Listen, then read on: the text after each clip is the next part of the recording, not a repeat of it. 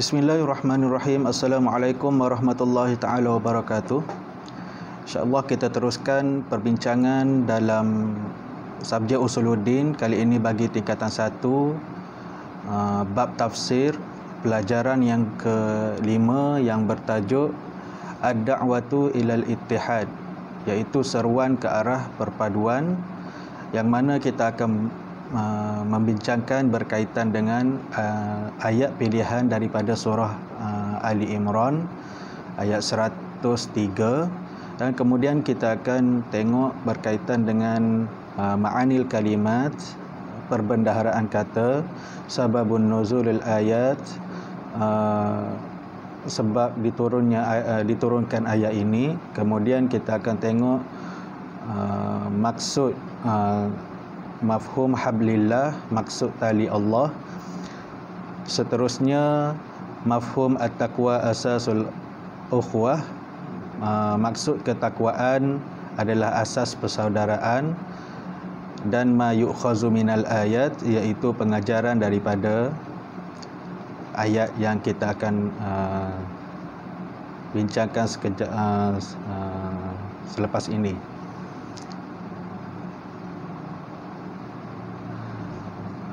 Okey, dalam ayat ini diambil daripada surah Ali Imran ayat 103 yang berbunyi wa'tasimu bihablillahi jami'an wa la tafarraqu wazkuru ni'matallahi 'alaikum iz kuntum a'da'an fa'alafa baina qulubikum fa'asbahtum bi ni'matihi ikhwana wa kuntum 'ala shafa hufratin minan nar fa'anqazakum minha kadzalika yubayyinullahu lakum ayatihi la'allakum tahtadun, yang bermaksud, dan berpegang teguhlah kamu sekalian kepada tali Allah, iaitu agama Islam, dan janganlah kamu bercerai-berai, dan kenanglah nikmat Allah kepada kamu ketika kamu bermusuh-musuhan semasa jahiliah dahulu. Lalu Allah menyatukan di antara hati kamu sehingga kamu bersatu padu dengan nikmat Islam, maka menjadilah kamu dengan nikmat Allah itu orang-orang Islam yang bersaudara. Dan kamu dahulu telah berada di tepi jurang neraka disebabkan kekufuran kamu semasa jahiliah, lalu Allah selamatkan kamu daripada neraka itu disebabkan nikmat Islam juga. Demikianlah Allah menjelaskan kepada kamu ayat-ayat keterangannya supaya kamu mendapat petunjuk hidayahnya. Surah Ali Imran ayat 103. So, kita tengok ma'anil kalimat, perbendaharaan kata yang terpilih. Wa'tasimu, tamassaku, iaitu kamu berpegang, bihablillah al-ahdu, iaitu tali Allah ataupun perjanjian, fa'asbahtum, fasirtum, kamu menjadi, syafa hufratin, torfun hufratin, di pinggir lubang, di tepi lubang, fa'anqazakum minha bil iman, iaitu dengan iman. Okey. Isyrah al-ayatain ijmalan, huraian ayat secara ringkas ataupun secara umum. Zakarallahu ni'matal azimah, iaitu Allah menyebutkan tentang nikmatnya yang agung, nikmat Allah yang maha hebat, besar. Yang kedua, qad allafallahu bainal mu'minin, iaitu Allah telah menetapkan di antara orang-orang yang beriman. Yang ketiga, asbahal mu'minun ikhwanan fid din, setiap mukmin bersaudara di dalam Islam, saudara se-Islam. Anqazallahul mu'minina bil iman, dan Allah memberi setiap orang yang beriman itu dengan keimanan. Bayin sababun nuzul al-ayah 103, sebab turunnya ayat 103. Nazalat fi sya'nil Aus wal Khazraj, diturunkan ayat ini kepada golongan Aus dan Khazraj di Madinah. Kana bainahum qitalun qabla al-Islam bi 40 aman hatta kadu an yatafanu. Yang mana mereka ini sebelum kedatangan Islam, sebelum mengenal Islam telah berperang selama 40 tahun sehingga mereka hampir musnah. Ayat ini diturunkan berkaitan dengan Aus dan Khazraj. Sebelum mereka memeluk Islam, telah berlaku peperangan di antara mereka selama 40 tahun sehingga mereka hampir musnah.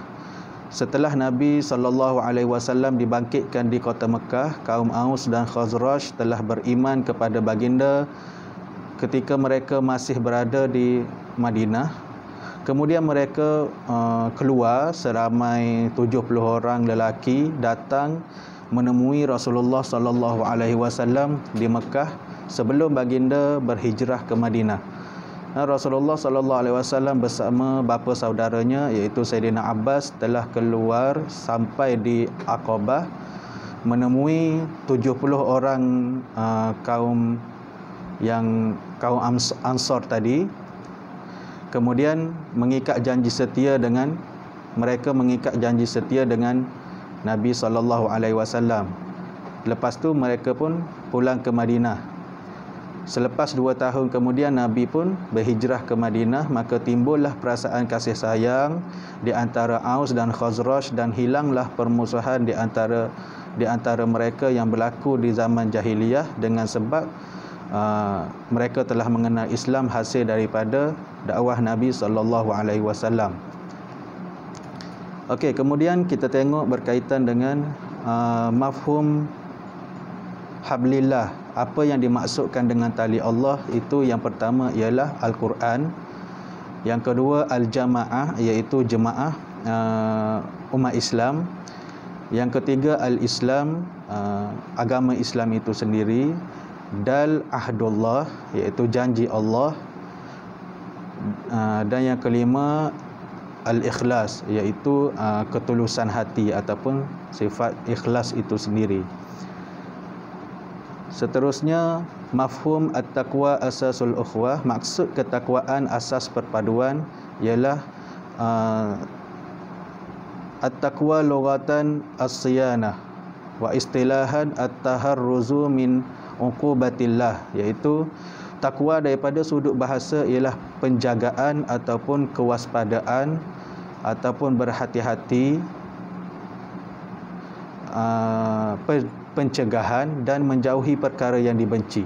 Okey, itu daripada sudut bahasa. Dan daripada sudut takwa, daripada sudut istilah ialah melindungi diri daripada hukuman dan siksaan Allah Subhanahu Wa Taala, iaitu dengan mengikut segala suruhan dan menjauhi larangannya. Yang kedua al-qiyamu bil adli fil huquqillahi wal ibad, iaitu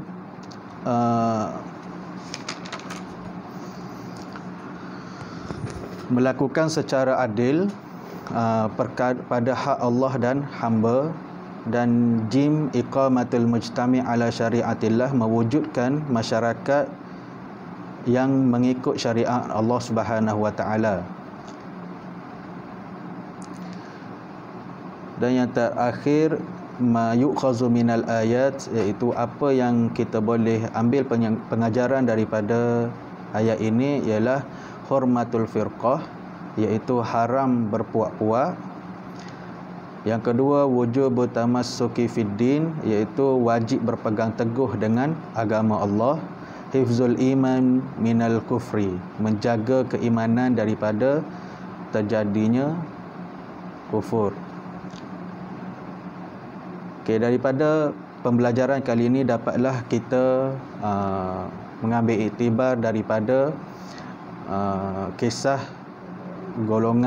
dua golongan iaitu Aus dan Khazraj, yang mana mereka sebelum datangnya Islam kepada mereka sebenarnya dua puak yang saling bermusuhan, sehinggalah mereka datang menemui Nabi dan mengikat perjanjian dan ingin bersama dengan Islam. Maka terjadilah jalinan ukhuwah jalinan persaudaraan yang kukuh di antara mereka. Begitulah hebatnya Islam dalam mempersaudarakan dua kelompok ini yang mana mereka telah 40 tahun bermusuhan, tetapi boleh bersatu padu, berpegang teguh, saling bekerjasama antara satu sama lain dengan sebab dakwah Nabi Muhammad sallallahu alaihi wasallam dengan menyebarkan agama Islam.